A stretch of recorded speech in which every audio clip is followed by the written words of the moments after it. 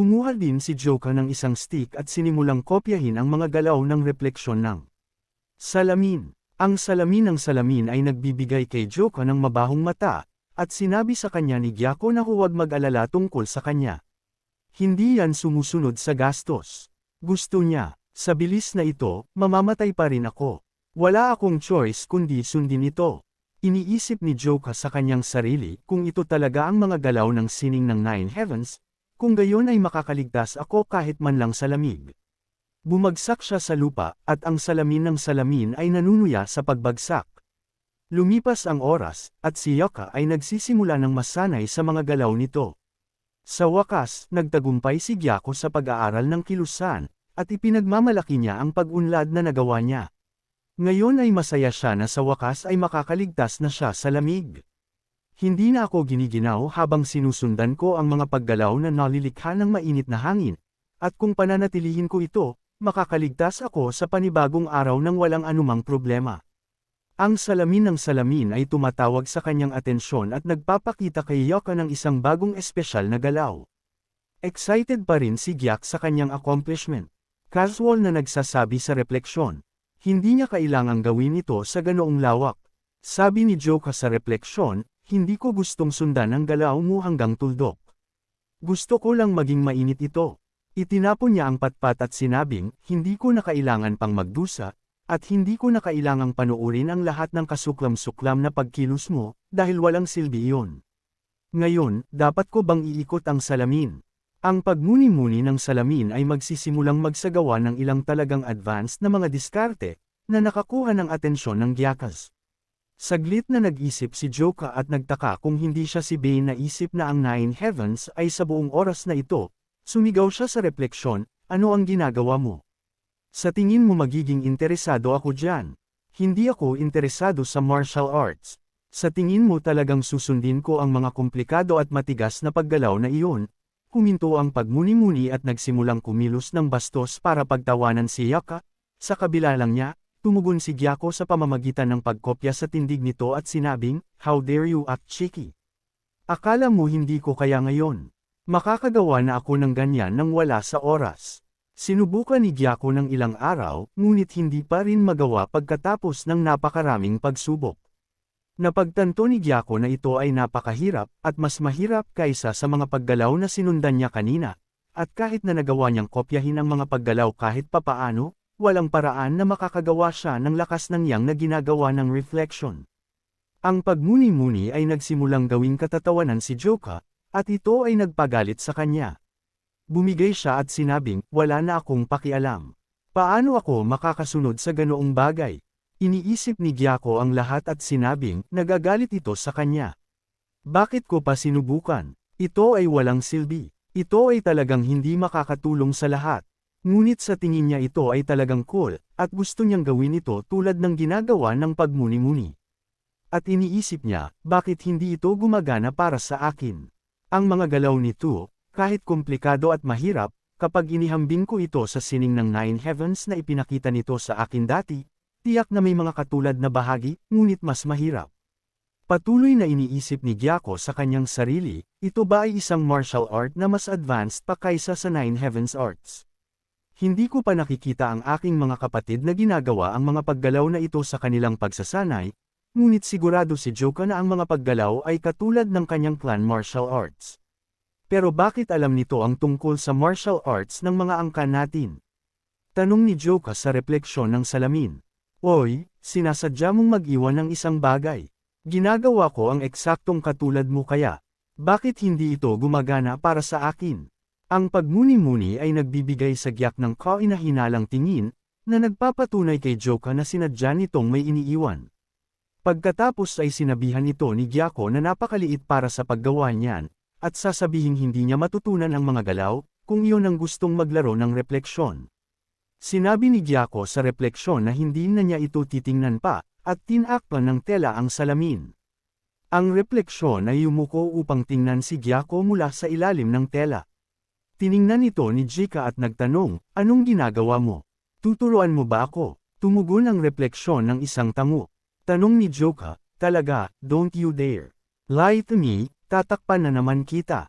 Kung gagawin mo ang mga punto ng pagmuni-muni pataas, at magsisimulang lumitaw ang mga simbolo sa salamin. Nagtataka si Joka kung ano ang ibig sabihin ng mga simbolong ito. Ang mga simbolo sa salamin ay isinasalin sa totoong salamin ng Daoshin Ferry.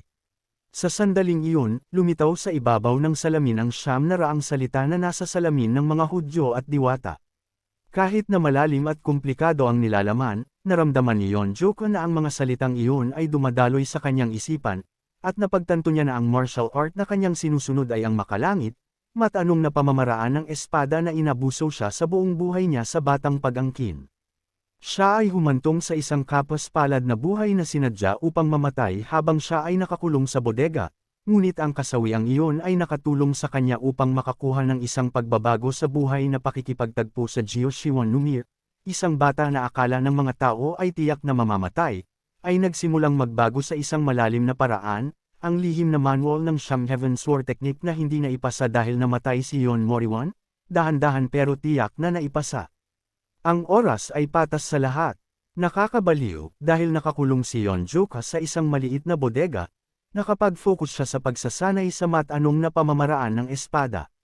Sa paglipas ng panahon ay lumakas si Byakuya sa pamamagitan ng pagsasanay sa sword technique at meditation.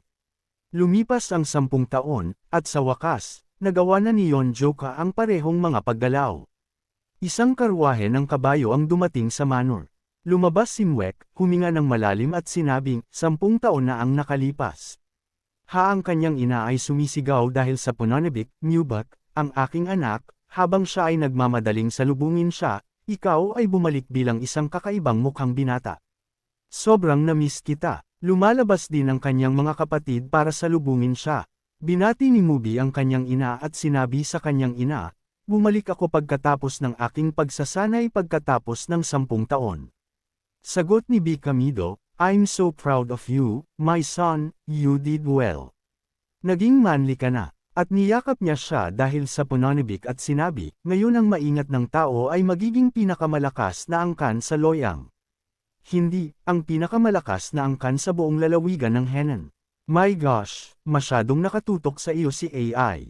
Sila ba ay mga mahalagang bisita mula sa angkan ng Namgang? Nang makita niya ang anak na lalaki at anak ng emperador, magalang niyang binati sila at hiniling na ipagpaumanhin nila ang kanyang ugali, dahil matagal na niyang hindi nakikita ang kanyang anak. At sinabi sa anak ng emperor na mukhang siya ay naging mas malakas sa nakalipas na 10 taon, at ang kanyang pangalan ay tunay na kilala sa paligid sa gubat, siya ay nagpatuloy upang batiin ang anak na babae ng emperador, yon, naging hindi ka na talaga makilala. Ang bawat tao'y magmumukha lamang na isang lantang bulaklak. Sa tabi mo, niyaya niya silang lahat sa loob para magpahinga at kumain dahil siguradong pagod sila sa kanilang paglalakbay. At tinanong niya kung kumusta ang kanilang ama sa anak ng emperador ay sumagot siya na mabuti at malusog. Sinabi sa kanya ni Big Minjo na nabuhayan siya ng loob ng marinig iyon. Bumaba si Namgang yon at tinanong siya ng ina ng Mwek kung ano ang hinahanap niya. Sinusubukang tawagan siya ng kanyang kapatid at tinanong siya kung paano siya naging napakawalang galang. Sinabi sa kanya ng ina ni Mubi na ayos lang, at sa tingin niya ay parang hindi pa gumagaling ang kanyang sakit, kahit na labis akong nag-aalala para sa kanya. Napakamot ng ulo ang anak ng emperador. At sinabi sa kanya na ang kanyang kapatid na babae ay talagang gumaling ngayon, ang tugon ng ina ni Mubi, habang ang sarap pakinggan, pagod na talaga ang lahat, umalis ka na at magpahinga. Nagmamadali ang ina ni Mwek na sabihin sa isa sa mga gwardya na alertuhan ang bawat iba pang gwardya at siguraduhing walang hahayaan si Namgang yon kahit saan malapit sa bodega. Pinaghihinalaan niya na si Namgang yon ay hinahanap si Joka, at si Namgang Gyan ay dapat na matyaga, para maalala pa rin niya si Gyaka. Pagkatapos ay sinabi sa kanya ng mandirigma na iniisip niya kung kailan magiging magandang oras para sabihin sa kanya na masyadong tahimik ang bodega, kaya tiningnan niya at hindi niya nakita si Joka dito. Galit na hinampas ni Mubuxmod ang mandirigma at tinanong siya kung ano ang kanyang pinag-uusapan at humihingi ng paliwanag. Isang araw ang nakalipas, nagsasanay si Gyako ng Heavenly Sword Inquisition Technique. At sa wakas ay nagtagumpay siya sa paggabay sa kilusan. Dahil sa Pononibik, sinabi ni Gyako sa refleksyon ng salamin, sa wakas ay nagawa ko ito ng perpekto. Ang kilusang ito ay talagang mahirap. Nakita mo rin yun di ba? Ang ginawa ko lang ay ang perpekto. Pinapalakpakan siya ng refleksyon ng salamin.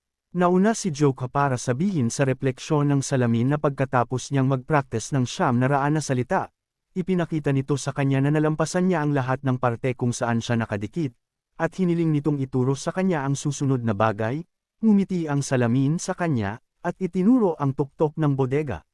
Lumilitaw na ang Joka ay huling paglipat mula sa pagsasanay ay nagawang masira ang isang butas sa tuktok ng bodega. Habang nakatitig si Joka sa bungad sa tuktok ng row house, nahulog ang kanyang training stick mula sa kanyang kamay na pag-aari. Si Joka, nagumugol ng 10 buong taon sa madilim at sira-sirang bodega. Tumalon si Gyako sa lupa sa isang tumpok ng ilan sa mga gamit ng kanyang ama. Napakaganda ng langit na una niyang nakita sa loob ng 10 taon. Tumingin si Joka sa labas at nararamdaman ang mainit na hangin sa paligid, ngunit natatakot siyang lumabas, at tinanong ang refleksyon ng salamin kung maaari siyang lumabas. Ngumiti ito sa kanya at tumanggo kay Joka. Lumabas si Joka at namangha siya sa lahat ay nakikita si Gyako. Ang sabi ay napakaganda. Nakangiti ang espiritu sa salamin habang pinapanood ang Gyaka. At sa wakas, sa sabas mula sa salamin, sinabi ni Gyaka sa espiritu, ito ay talagang maganda. Halika dito at tingnan ito kasama ko. Lumingon siya at nakitang wala na ang espiritu sa salamin, at isa lang itong ordinaryong salamin. Ngayon nalilito, tumingin siya sa harap at iniisip kung ano ang gagawin pabalik sa kasalukuyan, ang madrasta ay nagmamadali sa bodega upang siyasatin ito. Nakikita niya ang butas sa kisame at iniisip kung dulot ba ito ng kidlat. At nalilito pa rin kung paano siya nakaakyat doon, tinanong siya ng isa sa mga mandirigma kung dapat ba siyang magpadala ng pursuit squad ngayon. Tinanong siya ng madrasta, bakit kailangan nilang mag-abala sa paghahanap ng isang walang utang na loob na batang lalaki na tumakas mula sa angkan na nagpakain, siya. Sa tingin niya, tanga lang si Joka kung sa tingin niya ay magiging iba ang mga bagay dahil lamang sa paglabas niya, dahil siya ay isang taong may 6 na taong gulang na pag-iisip. At may sapat na gulang na katawan na hindi man lang alam kung paano maghanap buhay at mabuhay, at sa lalong madaling panahon siya ay magugutom, magkakasakit at mamamatay mag-isa. Bumalik sa manor sa silid ng Yakaka, tinanong ni Mubi ang kanyang ina kung talagang tumakas si Joka sa bahay. Napapikit si Mubi, oo, tama iyan. Sa tingin ko umalis siya ng bahay 3 araw na ang nakakaraan. Nagpadala ako ng mga tao upang maghanap sa buong bayan nitong mga nakaraang araw, ngunit hindi nila siya mahanap. Pero sabi ni Mubi, wala talagang mapupuntahan si Yaka. Sumagot ang ina ni Mubak, oo. Na-inspire siguro siya matapos niyang mabalitaan na babalik na ang kanyang nakatatandang kapatid matapos maging matagumpay.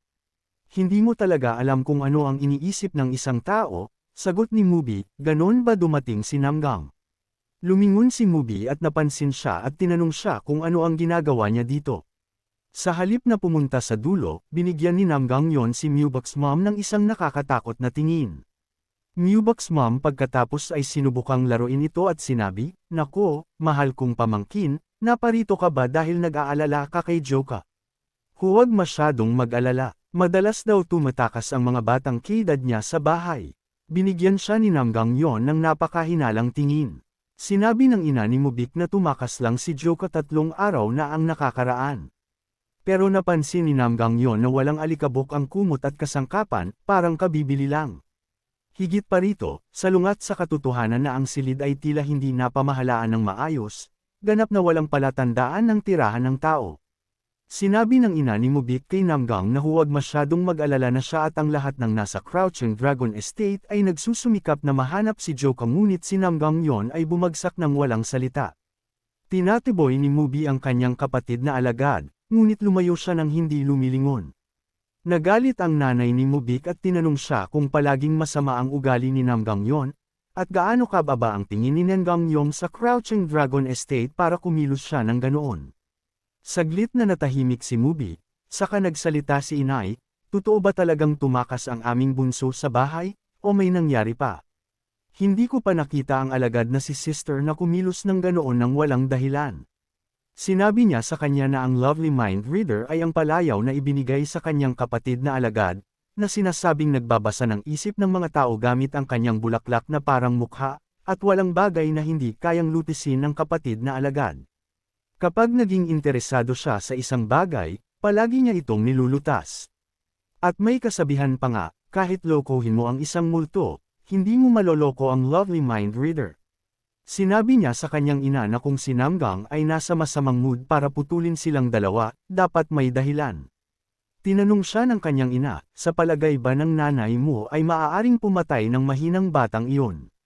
Sinabi sa kanya ni Mubi na hindi niya iyon iniisip. At kung napatay niya si Joka, hindi aalis si Namgang yon ng ganun-ganun lang. Pero kung may nangyaring masama kay Yoka, pinuputol niya ito bago pa niya matapos ang sasabihin. At sinabihan siyang huwag masyadong isipin na hindi ganoon ang pamumuhay ni Joka, pero totoo naman na tumakas siya. Sumagot si Mubi, sinabi mo bang hindi siya nakatira dito? Saka saan lang? Tugon ng nanay ni Mubak, kahit minsan ay hindi niya nakita ang mukha ng kanyang sariling ama, kaya't pinayagan ko siyang manatili sa mga gamit ng kanyang ama.